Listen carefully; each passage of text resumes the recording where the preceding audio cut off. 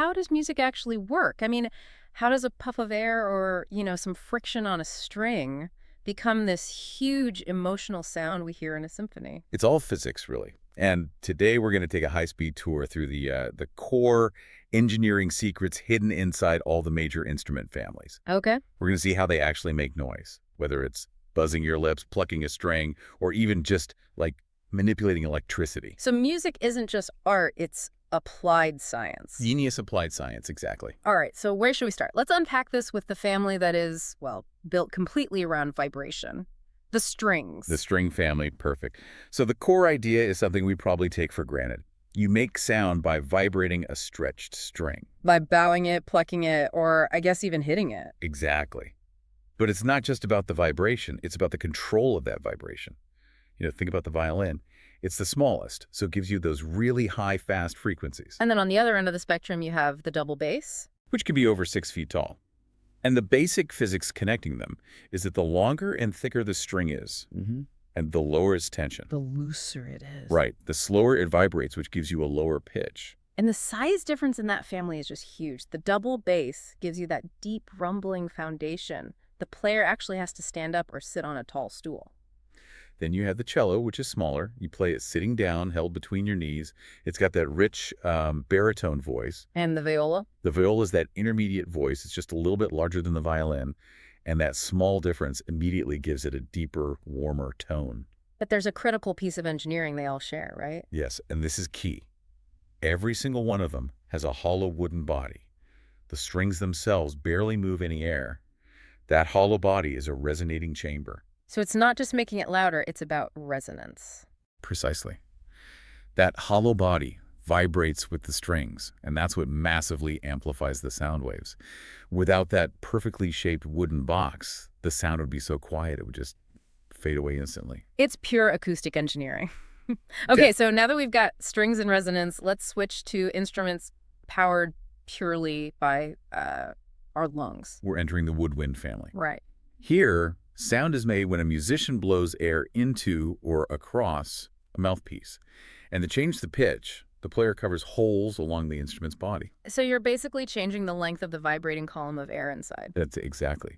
And most woodwinds use a tiny, thin piece of cane to get that vibration started. It's called a reed. And we should probably break down the reed system because that really defines the sound, doesn't it? It absolutely does. With clarinets and saxophones, you're using a single reed. It's one piece of cane clamped to the mouthpiece. And that gives you what kind of sound? A really bright, clear, and very focused tone.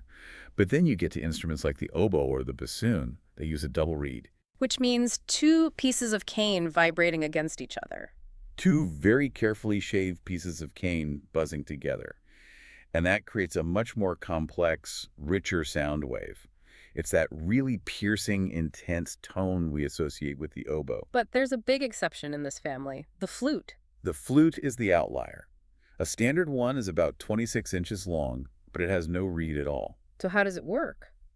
The player blows a really focused stream of air across an opening, and the air stream itself splits and vibrates when it hits the edge of that hole. And that takes a lot of control, I imagine. Oh, a ton. You have to develop a very specific lip shape, it's called an embouchure, to control the speed and the angle of the air. And even though they're called woodwinds, a lot of them aren't made of wood anymore. Yeah, material science has moved on. Many are made of metal or plastic now. I mean, the whole saxophone family is made of brass. But because it uses a single reed, it's still considered a woodwind. Let's talk about the sax family for a second. There's such an interesting hybrid. They were invented by Adolphe Sax to kind of bridge the gap between woodwinds and brass, weren't they? That's the story. Yeah. And you can see that in the variety. The alto sax, which is what a lot of beginners start on, is about 26 inches tall, and it's known for a sound that's a lot like the human singing voice. Then you have the tenor sax, which is a bit bigger. That's the classic jazz sound. For sure. And if you want to go really deep, you get the huge baritone saxophone for that low, raspy, rhythmic sound. Or you can go the other way to the small soprano sax, which is often straight instead of curved. Speaking of brass, let's move over to the powerful brass family. These are instruments made of long metal tubes that end in that big flared bell. And the energy source is just the musician's lips. It's all about that lip buzz. That's it. The sound is produced by the player vibrating their lips against a metal cup-shaped mouthpiece. It takes a lot of lung power and breath control. So the vibration starts with the player's lips. How do they change the notes? That's where the plumbing comes in. Most brass instruments have 3 or 4 valves, Okay. and these valves are basically just little redirects. When you press one, it instantly sends the air through a different extra length of coiled tubing. So by pressing a valve, you're literally making the instrument longer to get a lower note. Exactly. The longer the tube, the lower the sound. Think about the trumpet, which has the highest pitch. If you uncoil all its tubing, you'd have about 6.5 feet of metal. Wow. And then there's the French horn with its circular shape. It packs a huge amount of tubing into that design to get that mellow, haunting sound. But the real mechanical outlier is the trombone. Because it doesn't have valves. No valves at all. It uses a slide to physically change the instrument's length in real time. This lets the player smoothly slide between notes, something called a glissando. And at the very bottom, you have the tuba, the giant of the family, just because it has the longest, widest tubing. Creating that deep bass foundation for the whole section. Okay, now for the biggest family in the whole orchestra. The one defined not by strings or air, but by, well, impact. The percussion family. The definition is simple. Yeah. You have to hit it, shake it, or scrape it to make a sound. But within that simple idea, there's a ton of complexity. The main difference is between instruments that are tuned and those that are untuned or rhythmic. Right. Tuned percussion can play actual musical notes. The most impressive are the timpani. They're these huge copper kettles, and the player can tune them to a specific note with a foot pedal. How does that work? The pedal changes the tension of the drum head. Tighter is higher, looser is lower, And you also have things like the xylophone or the marimba. which are basically wooden bars arranged like a piano keyboard. The size and density of each bar is cut precisely to produce a specific pitch when you strike it with a mallet. Then you have the untuned rhythmic instruments, the workhorses. Like snare drums, they're usually about 14 inches across, and they get that classic snap sound from the wires stretched underneath. Then you have bass drums and cymbals. They're all about maintaining that steady beat. It's a family that requires just incredible versatility. A percussionist might have to play dozens of different instruments in a single piece of music. Definitely. Now moving on to instruments that are all about control, let's look at the keyboard family. They let one musician play multiple notes, harmonies, and melodies all at once. And the most famous is obviously the piano. It's an incredibly complex machine. It really is. When you press a key, this whole lever mechanism makes a felt-covered hammer fly up and strike the strings inside. A standard piano has 88 keys, which is a huge range. And before the piano, there was the harpsichord. The mechanism is different, right? Totally different, and it changes the sound completely.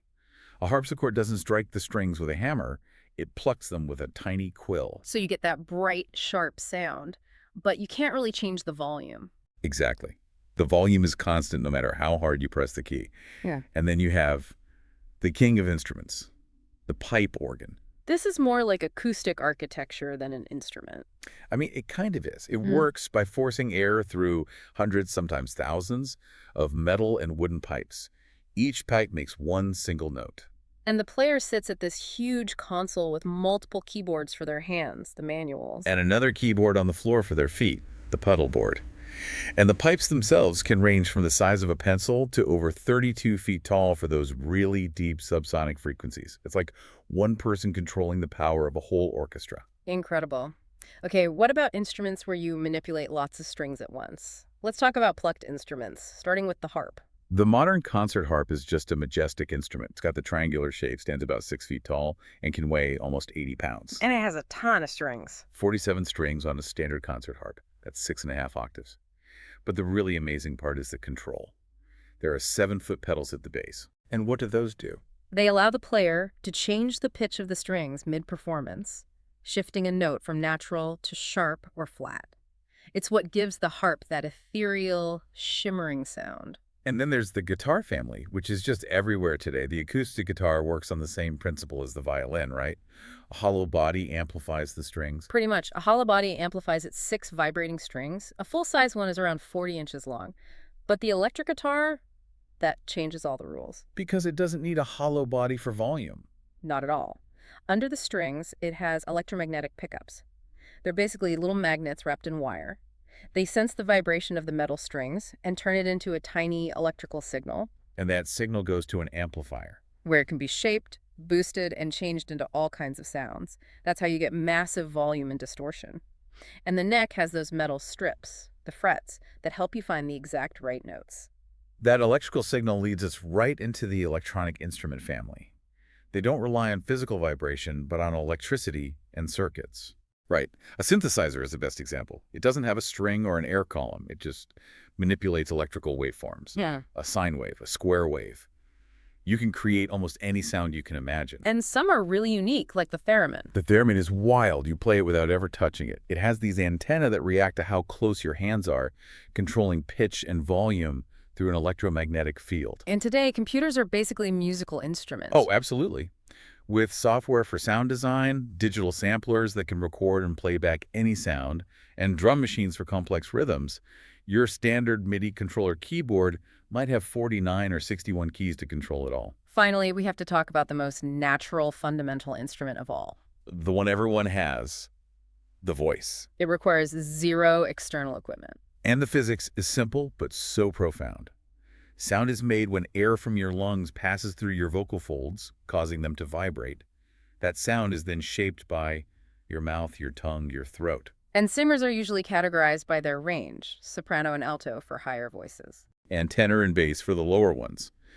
And proper singing technique is all about controlled breathing, using the diaphragm muscle just below your ribs to get steady air pressure. It's the ultimate tool. No equipment needed, but it can express the deepest emotions through both music and language. So every single sound you hear, from a thunderous bass drum to a shimmering synth, is created by one of these basic processes: controlled vibration, buzzing air, percussive force, or electricity. Music isn't magic. It's just engineering you can dance to. Good luck with your studies, and keep listening for the science in the music. See you next time.